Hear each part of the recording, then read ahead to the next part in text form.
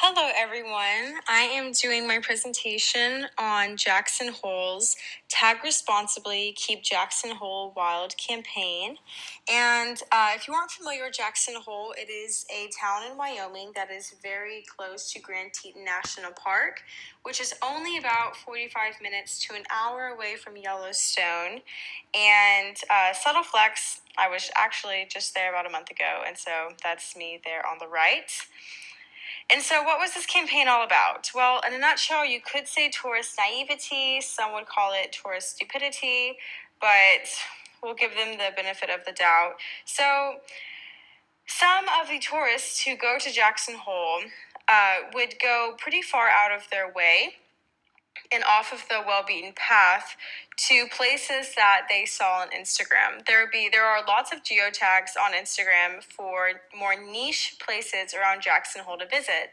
And I'm not sure if y'all know too much about Jackson Hole, but there are plenty of bears, ample wildlife, elk, you name it, which can be very dangerous for tourists, especially those who are not familiar with the wilderness. So Jackson Hole is experiencing a surge in having to rescue tourists who have gotten too far off the beaten path, perhaps without enough knowledge of the landscape,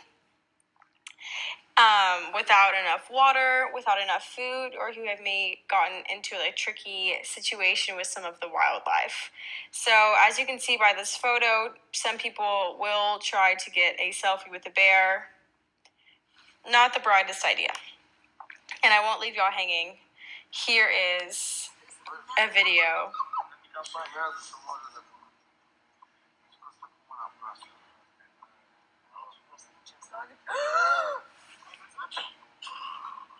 So this happened in Romania. This was not in Jackson Hole, but the tourist syndrome, it can be quite universal, I believe. So what Jackson Hole did to help better the tourists' visits and their own wilderness was they added a Instagram geotag. If you look at the top of the photo, you'll see Tag Responsibly, Keep Jackson Hole Wild, which was the essence of this campaign. It's not too specific, and it wouldn't bring tourists out to these very niche places that they may not know very much about. So one of the tactics that they used to spread the word about this campaign was they used influencers. This post is by Alaska Air, and there are many other posts. I went through the geotag on Instagram to search all the posts, which is coming up later in the presentation, and you'll see that there are absolutely a ton of Instagram photos in this category. And so because it is so vague, nature's balance is being able to be a little bit more steady, and the tourists are not going out into the wilderness as much off the beaten path, so that's good. And so this is a quote that I got from PR Week. It says, "They were happy that tourists were visiting the town and enjoying the area's natural beauty. But they have a duty to preserve the 97% of the land in the area designated as protected. However, geotagged Instagram posts were drawing more and more people to environmentally sensitive locations." So here we can gather that the target audience was people who use Instagram and were looking for that perfect photo. We all know that Instagram is a wonderful place to share pictures and maybe get a little bit jealous of other people's photos, and so people would do a lot for a very good Instagram photo.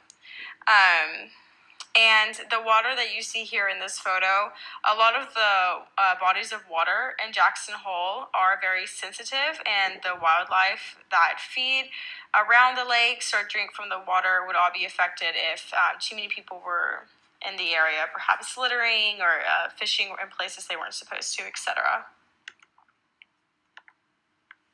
And so clearly the campaign worked out really well for it to be in PR Week's 2020 awards and therefore make it into a presentation for this course. And so I took a screenshot video of the Tag Responsibly Keep Jackson Hole Wild that I saw on my Instagram account.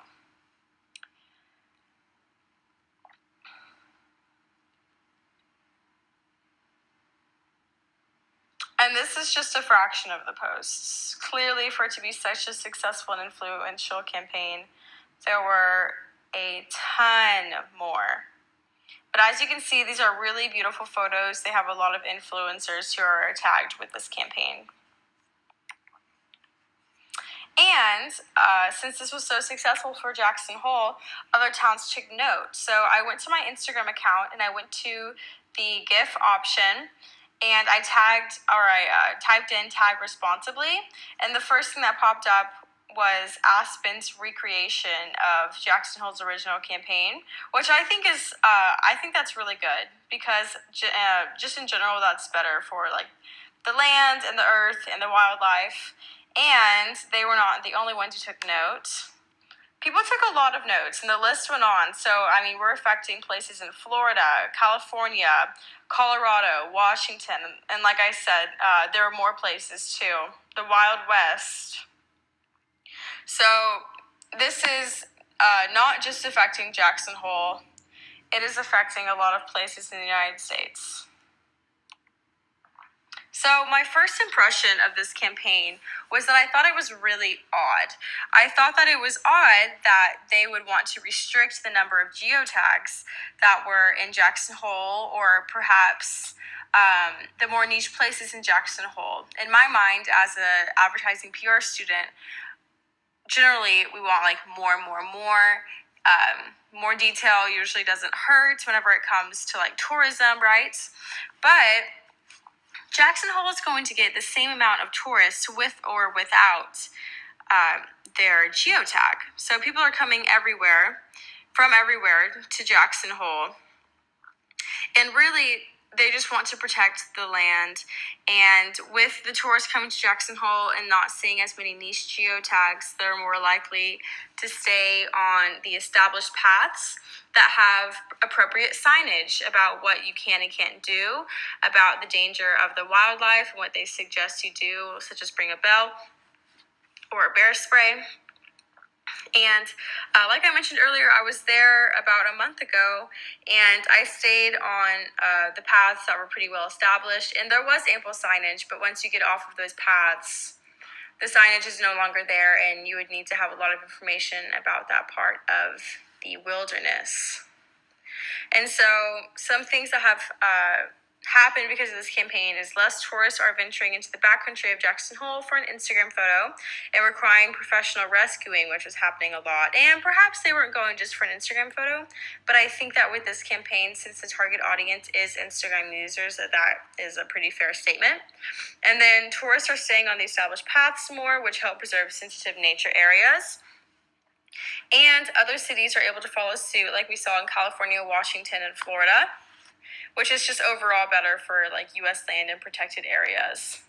And I'd like to add another, with less people getting lost in the woods and less rescues having to happen, it would probably be better for business too. Here is a cute coffee shop in Jackson Hole called Cowboy Coffee Co., which I bet is benefiting from less people getting lost in the woods.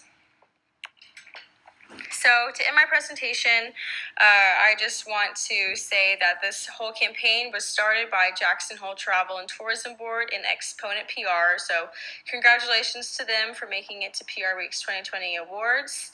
And also congrats to the wildlife and the wilderness, who are really the true winners of this campaign.